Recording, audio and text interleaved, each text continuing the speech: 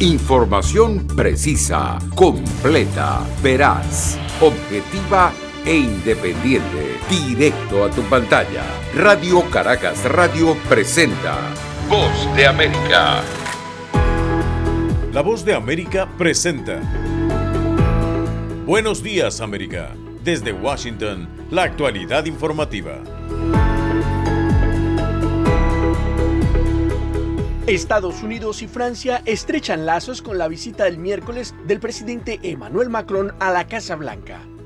El Congreso se involucra en los esfuerzos para evitar un paro ferroviario que sería un fuerte golpe para la economía. Y Rusia anuncia que suspende las conversaciones con Estados Unidos previstas en Egipto sobre armas nucleares. Hoy es martes 29 de noviembre de 2022. Soy Héctor Contreras y junto a Judith Martín Rodríguez les damos la más cordial bienvenida. Aquí comienza nuestra emisión de Buenos Días, América.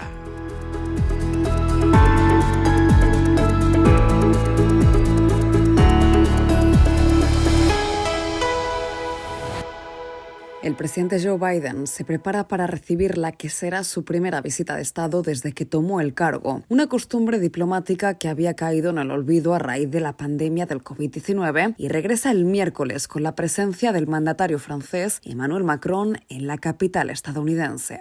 Pese a que la relación entre ambos dignatarios comenzó con un notorio altibajo a raíz del acuerdo de seguridad entre Estados Unidos y Australia, en el que Washington proporcionaría tecnología avanzada de defensa para la construcción de submarinos nucleares. Un ambicioso acuerdo que irrumpió el contrato de Francia para vender estos buques. Lo cierto es que la sintonía entre ambas naciones se ha consolidado como una de las relaciones más fuertes de Occidente, como la describe el coordinador del Consejo de Seguridad Nacional, John Kirby. Nuestras alianzas son algo que ninguna otra nación en el mundo puede igualar. Francia es la más antigua y el presidente Macron ha sido un líder dinámico dentro del G7, particularmente allí en Europa, por lo que el presidente sintió que esto era exactamente el país correcto y el más apropiado para comenzar con las visitas de Estado. Según informan funcionarios estadounidenses, durante su estancia en Washington, D.C., el líder de la República Francesa y su anfitrión, el presidente Joe Biden, discutirán asuntos internacionales de interés mutuo, siendo la invasión de Rusia en Ucrania la preocupación principal para ambos gobiernos que continúan apoyando económica y militarmente a Kiev frente a los ataques del Kremlin. En otra información, una gran preocupación genera la posible huelga del sector ferroviario estadounidense y más de 400 agremiaciones de comerciantes pidieron a través de una carta al Congreso de los Estados Unidos que intervenga a fin de evitar el paro que amenaza con detener los envíos de alimentos, combustibles y otros artículos de primera necesidad, una situación que ahondaría la crisis económica que vive la nación y dejaría varados a miles de viajeros durante la época de Navidad y Año Nuevo. La Cámara de Comercio de Estados Unidos, la Asociación Nacional de Fabricantes, la Federación Nacional de Minoristas, el Instituto Estadounidense del Petróleo, la Asociación Nacional de Restaurantes, las asociaciones estadounidenses de camioneros y otros grupos advirtieron sobre los impactos de una posible huelga y aseguran que sus consecuencias podrían empezar a sentirse durante los primeros días de diciembre. El paro podría darse luego de que los trabajadores de 4 sindicatos rechazaron un contrato tentativo anunciado en septiembre por el gobierno del presidente Joe Biden, mientras que 8 lo aprobaron. Una interrupción del tráfico ferroviario congelaría casi el 30% de los envíos de carga en Estados Unidos y algunos especialistas consideran que las pérdidas diarias superarían los $2.000 millones. La Casa Blanca calificó el paro de trenes como inaceptable y aseguró que el presidente Biden trabaja intensamente a fin de evitar la huelga, dijo en la conferencia de prensa diaria la portavoz Karine Jean-Pierre. El presidente de hecho está involucrado directamente, pero no quiero entrar en detalles en este momento. Pero ha estado concentrado de nuevo en proteger a las familias estadounidenses. Tenemos que evitar un cierre ferroviario. Los sindicatos y los ferrocarriles tienen plazo hasta el 9 de diciembre para resolver las diferencias. En tanto, Estados Unidos y Rusia no sostendrán conversaciones sobre armas nucleares que estaban previstas esta semana en Egipto, informa Yoconda Tapia. Rusia pospuso las conversaciones sobre armas nucleares con Estados Unidos que debían celebrarse esta semana en El Cairo, informó hoy el Departamento de Estado en Washington, sin que ninguna de las partes exponga una razón para el aplazamiento. Funcionarios de los dos países tenían previsto reunirse en la capital egipcia del 29 de noviembre al 6 de diciembre para discutir la reanudación de las inspecciones en el marco del nuevo Tratado de Reducción de Armas Nucleares, conocido como START, que había sido suspendido en marzo de 2020 debido a la pandemia del COVID-19. Un portavoz del Departamento de Estado dijo que la parte rusa informó a Estados Unidos de que Rusia ha pospuesto unilateralmente la reunión y declaró que propondría nuevas fechas. El portavoz añadió que no podían proporcionar más información, pero afirmó que Washington está dispuesto a reprogramar en la fecha más temprana posible, ya que reanudar las inspecciones es una prioridad para mantener el tratado como instrumento de estabilidad.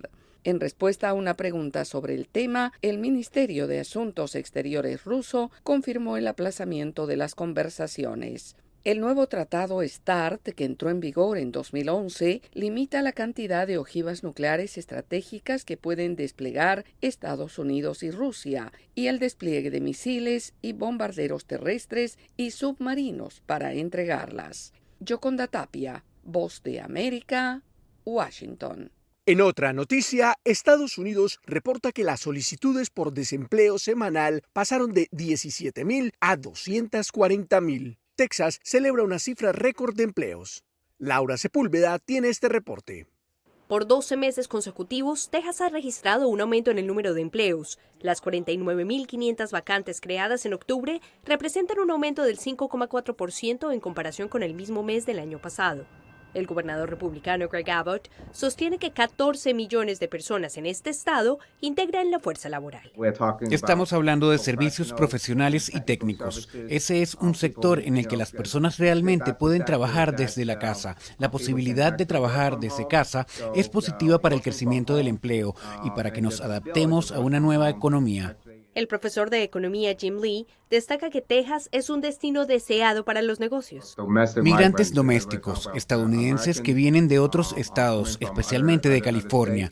Una de las razones es que nosotros en Texas somos abiertos a los negocios y contamos con un entorno fiscal muy bajo. Guadalupe Correa, profesora de ciencia política en George Mason University, destaca que el crecimiento incluye al empleo formal y también al informal, en el que participan numerosos migrantes.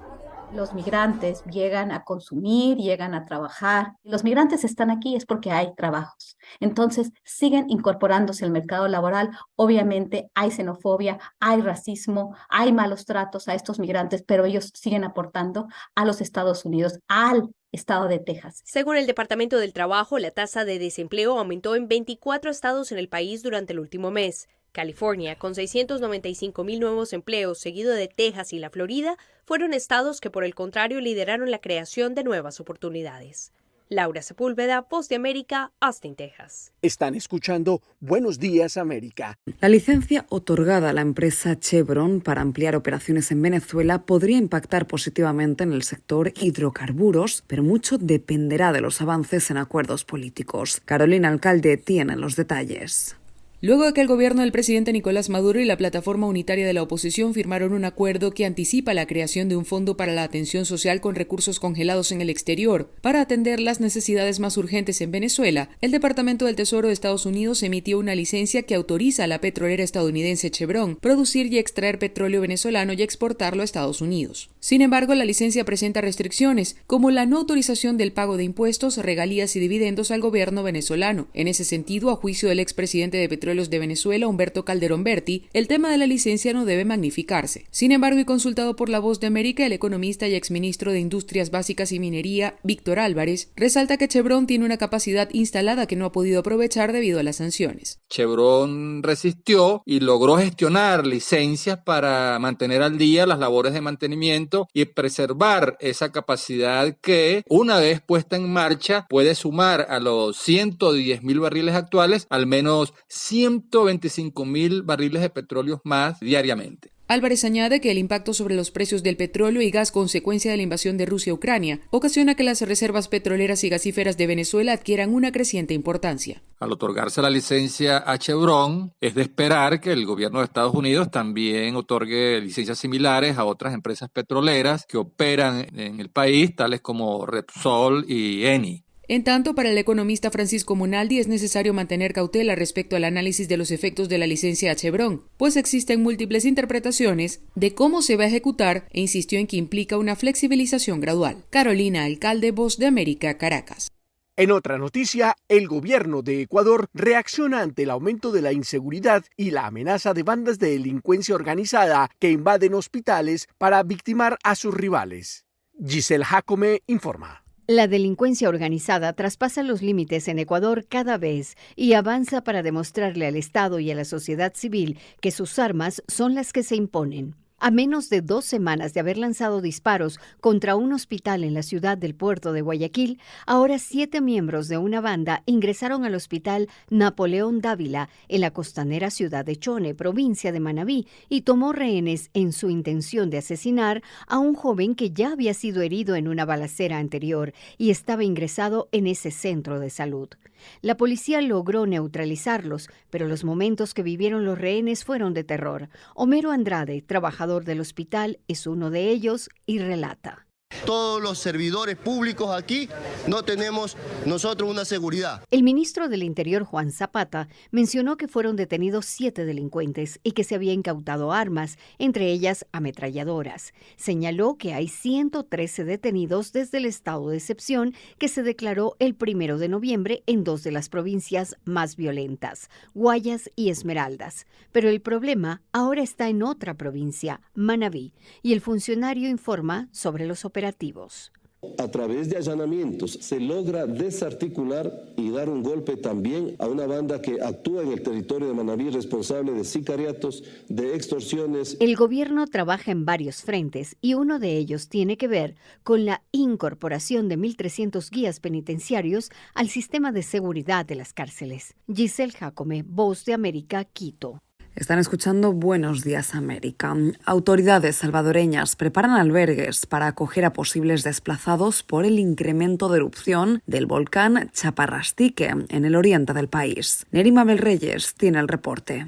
Más de 10.000 personas podrían estar en riesgo si continúa el aumento de la erupción fase 1 o básica que ha presentado el volcán Chaparrastique en el departamento de San Miguel, en el oriente de El Salvador, y que según expertos en geología es un volcán joven que se considera el tercero más alto del país. Las instituciones del Sistema Nacional de Protección Civil tienen listos los albergues para evacuar, de ser necesario, a las familias que habitan en las comunidades próximas al volcán, que incrementó la intensidad y la altura en la emanación de gases y cenizas, lo que según expertos es una señal que puede presentar una fase eruptiva de mayor peligrosidad, como explica Francisco Barahona, vulcanólogo de la Universidad de El Salvador. Dentro del sistema de este volcán hay un proceso continuado de ascenso de magma, es decir, que le apunta a hacer una erupción ya tipo con magma líquido. Las mediciones de los vulcanólogos registran un promedio de 13 explosiones por día desde hace más de una semana. El ministro de Medio Ambiente y Recursos Naturales, Fernando López, dijo que el monitoreo continúa a fin de considerar los parámetros de la alerta temprana. La actividad del volcán pues es de tipo estromboliana, son explosiones poco violentas acompañadas de mezcla caliente de gases, fragmentos de roca. Las autoridades de Protección Civil han declarado alerta verde para 3 localidades próximas del oriente del país y está prohibido todo tipo de actividad turística en un radio de 6 kilómetros a partir del cráter del volcán en erupción que está en la etapa fase 1. Neri Mabel Reyes, Voz de América, El Salvador.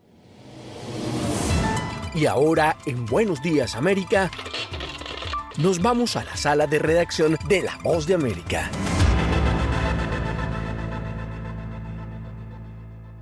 La crisis social y migratoria se profundiza en Haití tras el deterioro sin precedentes en la seguridad del país caribeño. Esta es una actualización de nuestra sala de redacción. En medio de una guerra entre delincuentes, ataques armados, secuestros, robos y violaciones, la crisis social que vive Haití se incrementa día con día y preocupa a la comunidad internacional luego de que el fin de semana se informara sobre el asesinato del director de la Academia Nacional de Policía, Rigaud Harrington, en un barrio controlado por bandas delictivas en Puerto Príncipe. El país caribeño se enfrenta desde hace años a una grave crisis económica, de seguridad y política, y el asesinato del presidente Jovenel Moïse en 2021 agravó la situación de violencia en la isla y profundizó la crisis migratoria con República Dominicana, que ha intensificado la vigilancia fronteriza y aumenta las deportaciones de haitianos, provocando que organizaciones sociales protesten en la frontera entre ambos países para denunciar lo que califican como un trato inhumano de las autoridades dominicanas. Indoniel Selmon, activista social, dijo a medios de comunicación: entonces no puedes estar maltratando, dándole golpe, porque somos humanos. Presidente Luis Abinader, usted tiene familia, usted tiene hermano. Las acciones del gobierno de República Dominicana han provocado fuertes críticas de Haití en las últimas semanas, al igual que de la Organización de las Naciones Unidas y Estados Unidos. La semana pasada, el presidente Luis Abinader calificó la reciente demanda de la ONU de poner fin a las deportaciones como inaceptable e irresponsable y destacó: República Dominicana es el país que ha sido afectado económicamente mucho más, ha sido más solidario que todos los otros países del mundo. Por lo tanto, a República Dominicana no se le puede pedir más. Y la República Dominicana no solamente va a continuar las deportaciones. Las tensiones alimentadas por la migración han estado latentes durante años entre Haití y República Dominicana. Sala de redacción, Voz de América. En Buenos Días, América, la Voz de América en Qatar. Y desde la Voz de América continuamos con la cobertura especial del Mundial de Fútbol Qatar 2022. Hoy se iniciarán los partidos de definición para los 16 que quedarán para la próxima ronda en el Mundial de Fútbol Qatar 2022 y Estados Unidos será un gran protagonista. Nelson Viñoles y Jacopo Luzzi reportan desde Doha. Continuamos desde Doha, Qatar, junto a Jacopo Luzzi. Si les interesa, le podemos contar que la temperatura ha sido súper agradable hasta hoy, pero hoy comienza la tercera ronda de la primera fase en cada uno de los grupos. A partir de hoy, sí, definitivamente, además de los equipos que ya quedaron en el camino, se definen las posiciones de quién avanza y quién se queda fuera de esta Copa del Mundo. Y a partir de hoy, para que ustedes no se confundan en todo el continente, se van a jugar los 2 partidos de cada grupo al mismo tiempo para que no haya ventaja deportiva para ninguno de los dos. Temprano abre el grupo A con Ecuador contra Senegal y Países Bajos ya clasificado contra Qatar ya afuera del Mundial. Sí, de hecho el partido es Ecuador-Senegal, 2 equipos que han demostrado de tener calidad jugando cara a cara contra Países Bajos, ganando contra Qatar, y entonces sí, va a ser el partido que todos quieren ver y va a ser un partido muy abierto según yo. Mientras en el grupo B, dime tú cosa llega porque es muy importante. El grupo B, lo más importante, que es lo que todo el mundo habla, incluso hoy en los canales árabes que puedes ver en el hotel, se hablaba mucho del partido entre Irán y Estados Unidos por todo lo que ha pasado, por todo lo que está ocurriendo. Ayer en la conferencia de prensa a Greg Berhalter y a Taylor Adams, que es el capitán, los periodistas iraníes los bombardearon con preguntas que poco tenían que ver con el fútbol y ellos tuvieron que esquivar elegantemente las respuestas para evitar entrar en un clima político que ya rodea este partido. Pero juegan Irán-Estados Unidos en ese clima y después una especie de clásico entre Gales e Inglaterra, que también tuvo una conferencia de prensa muy divertida cuando le preguntaron al entrenador Southgate por qué lo denominaban clásico, cuáles si son vecinos, y dijo, ellos están acá y nosotros estamos allá, suficiente para tener un partido. Entonces, ¿quién pasa de acá? Esto sí que es complicado. Y yo pensaba que Inglaterra iba a tener vida fácil, pero Estados Unidos con este empate 0-0 demostró que el movimiento futbolista estadounidense ha crecido mucho en los últimos años, mucha plata se invirtió realmente y lo está demostrando en la cancha. Irán, con toda la polémica, las protestas que siguen en Irán, Irán que pidió la expulsión de Estados Unidos porque utilizó una bandera sin el símbolo de la República Islámica, bueno, nada va a pasar, la FIFA no va a hacer nada casi seguramente, pero también Irán está demostrando que es un buen equipo, que por eso en Asia hace siempre bien, y entonces sí, va a ser un partidazo más que Gales contra Inglaterra, que podría ser un partido muy cerrado, como en pasado hemos visto. Solo recordemos que Irán, en un partido tan políticamente cargado como este en el Mundial del 98, le ganó 2-1 a Estados Unidos y lo dejó fuera de aquel Mundial. Entonces esto puede ser o una revancha para los americanos o una concreción de sueños para los iraníes.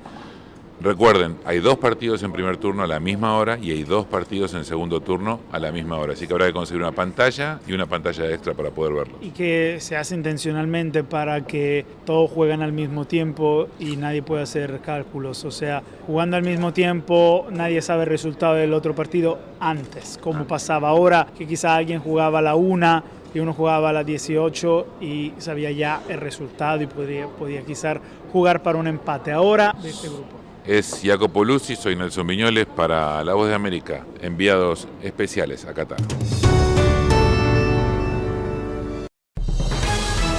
Momento deportivo en La Voz de América. Les informa Henry Llanos. Y seguimos en el Mundial de Fútbol Qatar 2022, mientras Neymar trabajaba 24 horas al día para recuperar su tobillo maltrecho y volver a jugar el Mundial. Un Brasil terrenal le aseguró los octavos de final. Casemiro rompió la monotonía del 0 ante Suiza con un gol realmente muy bueno a los 83 minutos y con la victoria 1-0 el pentacampeón sumó 6 puntos en el grupo G.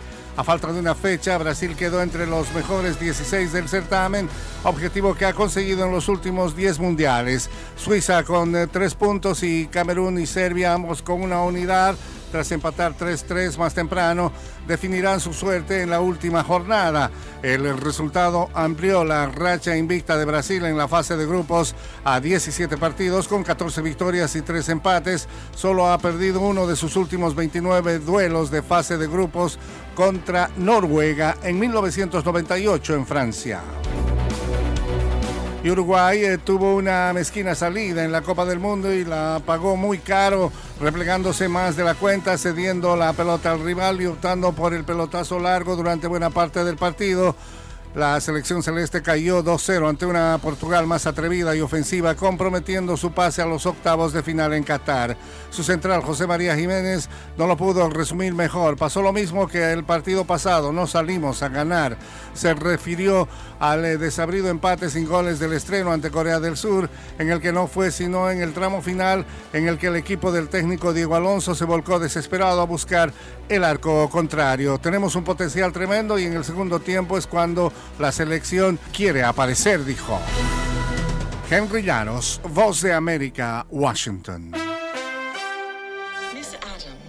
Ya comenzó en Netflix la serie Wednesday, la hija de Morticia y Gómez Adams de Los Locos Adams. Los actores son Jenna Ortega en el papel principal, Catherine Zeta-Jones como Morticia, Luis Guzmán en el papel de Gómez Adams, Isaac Ordóñez como Pugsley y Cristina Ricci, que hace tiempo hizo de Wednesday, como la profe Thornhill.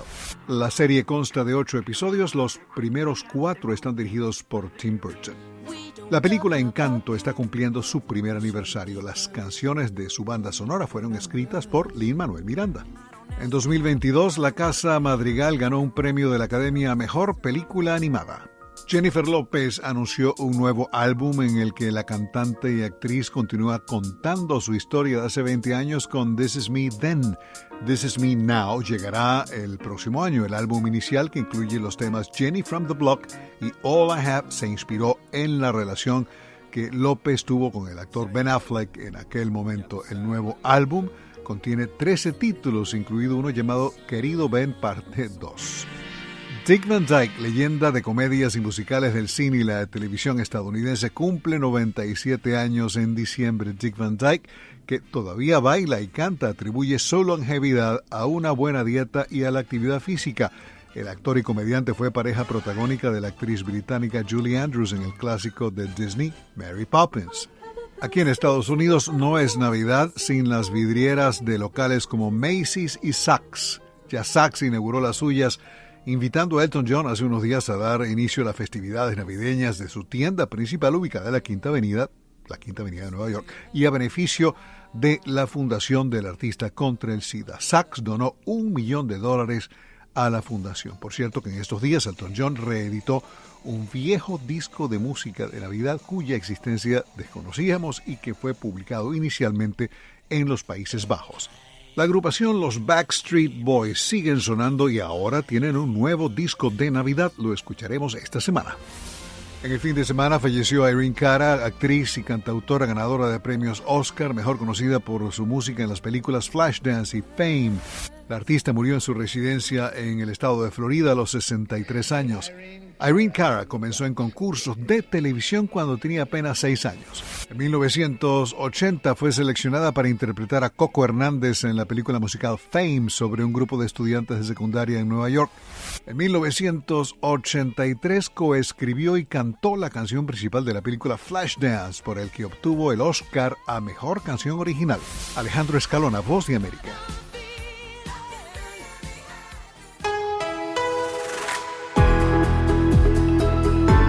Y hasta aquí, Buenos Días América, pero las noticias siguen. Soy Héctor Contreras. Soy Judith Martín y les agradezco su sintonía y los invitamos a que nos visiten en todas nuestras plataformas sociales de La Voz de América y en nuestra página web vozdeamerica.com. Hasta nuestra próxima emisión.